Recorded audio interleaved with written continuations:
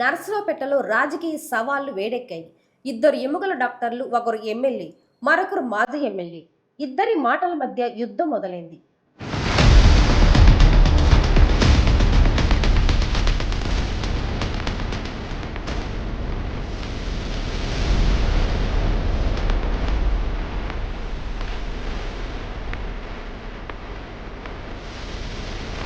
ప్రభుత్వం ఏర్పడిన 2 సంవత్సరాల్లో నరసరావుపేటలో 100 కోట్లతో అభివృద్ధి చేశానని సోమవారం డాక్టర్ అంబేద్కర్ సెంటర్లో అభివృద్ధిపై దమ్ముంటే చర్చకు సిద్ధమా అని గోపిరెడ్డికి ఎమ్మెల్యే అరవింద్ బాబు సవాల్ విసిరారు.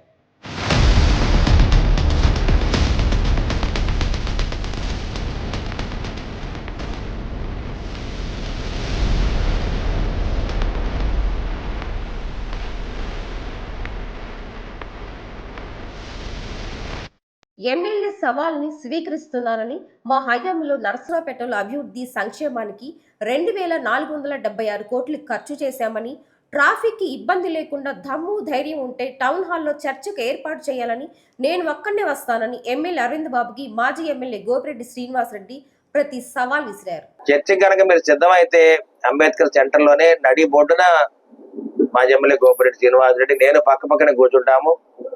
ధైర్యం ఉంటే దమ్ము ఉంటే రమ్మని నేను గోపిరెడ్డి శ్రీనివాసరెడ్డికి ఆహ్వానం పలుకుతా ఉన్నాను. రా, నీకు దమ్ము ధైర్యం ఉంటే ఎక్కడైనా ప్లేస్ డిసైడ్ చేయి, నేను కూడా వస్తాను, తేల్చుకుందాం.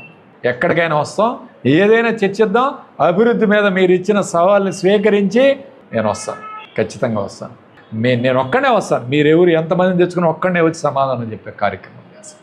వీరిద్దరు ఎముకల డాక్టర్ల సవాళ్లతో నరసరావుపేటలో రాజకీయ వేడి మొదలైంది.